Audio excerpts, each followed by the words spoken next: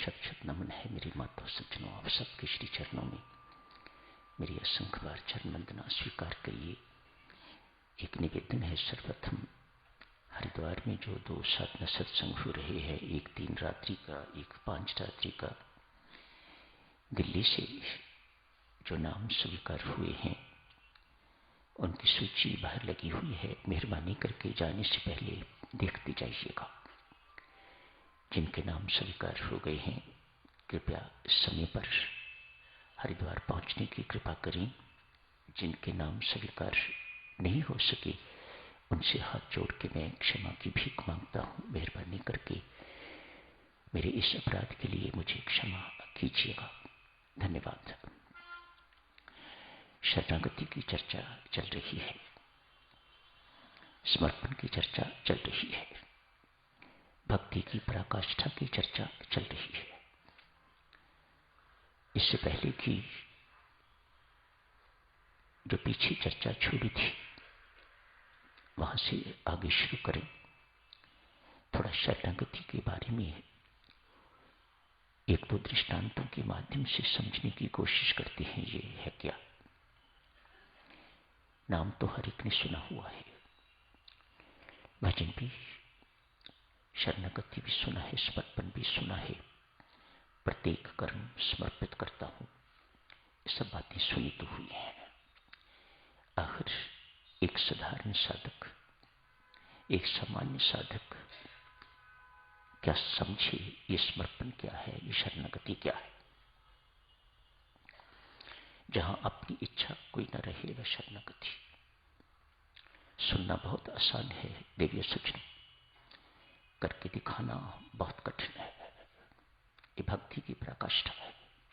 जहां अपनी चाह कोई न रहे ये शरणागति है, ये समर्पण है। जहां अपना कोई कर्तव्य कर्तृत्व न रहे वह शरणागति है, समर्पण है। तो फिर कौन करने वाला होगा? भक्ति के मार्ग कई शब्द हैं। ये शब्द ज्ञान के मार्ग के नहीं, ये शब्द भक्ति के मार्ग के हैं। अतएव भक्ति के मार्ग में कर्ता एक ही है जिसे परमात्मा कहा जाता है। एक ही की इच्छा काम करती है जिसे परमात्मा कहा जाता है। अपनी इच्छा कोई नहीं तो फिर एक ही इच्छा बाकी रह जाती है जिसे परमात्मा की इच्छा कहा जाता है। ये शरणागत परमात्मा की इच्छा का वाहक बन जाता है। परमात्मा अपनी इच्छा उसके माध्यम से पूरी करता है। उसकी सोच परमात्मा की सोच, उसके शब्द परमात्मा के शब्द, उसकी करनी परमात्मा की करनी। Lord works through him. शरणागत परमात्मा उसके माध्यम से सब कुछ करता है, जिसको वह अपना शरणागत अपना स्वीकार कर लेता है। तो अपनी इच्छा का कोई स्थान नहीं है। करना तो है, इसलिए देरी ना करो, जितनी जल्दी कर सकते हो करो। अपनी इच्छा कोई न रहे, अपना संकल्प कोई ना रहे तो फिर एक ही इच्छा बाकी रहती है जिसे परमात्मा की इच्छा कहा जाता है। समस्या मेरी माता सज्जनों ये है, उसकी इच्छा का पता नहीं चलता। बड़ी भारी समस्या।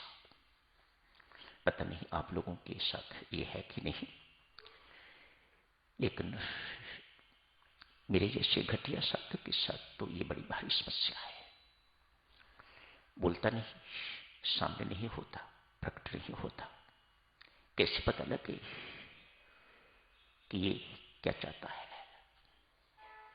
इसलिए आदमी भ्रमित ही जीवन अपना व्यतीत कर देता है, स्थिति तक पहुंच नहीं पाता। वह इसलिए नहीं पहुंच पाता, अभी घटिया है। जैसा मैंने कहा अपने लिए मैं घटिया। परमात्मा कहते हैं ये संसार क्या, संसार दिखाई देता है, तो फिर अभी भक्ति के मार्ग में पग नहीं रखा आपने। ये संसार संसार नहीं है। ये संसार संसार अज्ञानी को, अभक्त को दिखाई देता है। भक्त को ये संसार संसार नहीं दिखाई देता, परमात्मा का साकार रूप दिखाई देता है। जो किसी के मुझ से निकलता है मेरा समझ तो समर्पण तो शरणागति। इसलिए बहुत कठिन काम है देवियों सज्जनों, लेकिन हो गया बस, उसके बाद कुछ करने की जरूरत नहीं, सब कुछ अपने आप घटित होगा। अर्जुन इस तथ्य को जान गया है। आज माधव के साथ कहीं अर्जुन बाहर घूमने के लिए निकले हुए हैं। भगवान श्री ने एक डब सफेद कबूतर कही, सफेद कबूतर देखा।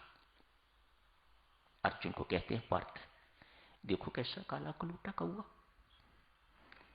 हाँ माधव, बहुत करूप है, काला कलूटा, देखने को मन नहीं करता। थोड़ी देर आगे गए, आगे वास्तव में एक काला कौआ देखा।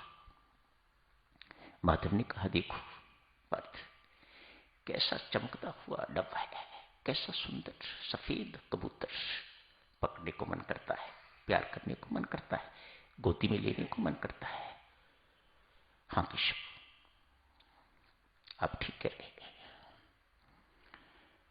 भगवान श्री अर्जुन की इस प्रकार की प्रतिक्रिया को देख के विस्मयपूर्वक अर्जुन से पूछते हैं, पार्थ एक बात बता, क्या तूने वास्तव में वही देखा जो मैं कह रहा था? अर्जुन कहता है, माधव आप जो कहते हैं मैं स्वीकार करता हूं। क्यों? यदि वह नहीं है तो आप उसे बनाने में समर्थ हो, इसलिए बेहतर यही है जो आप कहो उसी को स्वीकार कर लेना। शरणागति। वह इस तथ्य को, इस यथार्थता को अर्जुन समझ गया हुआ है, तभी इतना उच्चतम उपदेश उसे, सब धर्मों का त्याग करके पार्थ तू एक मेरी शरण में आ जा, मेरी ही शरण में। शब्द है गीता जी का, मेरी ही शरण में तू आ जा, मैं तुझे सब पापों से मुक्त कर दूंगा। करना क्या है माधव? पापों से मुक्त हो गया व्यक्ति, आपने क्या करना है? जो उसने करना था वह कर दिया, हो गया सब कुछ। शोक मत कर, चिंता मत कर, मैं तुझे सब पापों से मुक्त कर दूंगा। भगवान श्री पंपा सरोवर पहुंचे हैं। मानो वह एरिया जहां शबरी मां रहती है। स्नान करने के लिए जाना था, हाथ में प्रभु के तीर पकड़ा हुआ था। सोचा नदी के किनारे पंपा सरोवर में स्नान करना है, वहां तीर क्या करना है, धरती में उसे गाड़ दिया, आके निकाल लूंगा। आके उस तीर को निकाला तो तीर की आगे खून पर खून लगा हुआ था। लक्ष्मण ये खून किसका? देख धरती में कौन है? मैंने तो धरती में इसको गाड़ा था, देख नोक पर से खून लगा हुआ है, मानो कि जीव है अंदर, देख कौन है। थोड़ी सी खुदाई की, देखा तो एक मेंढक लहूलुहान।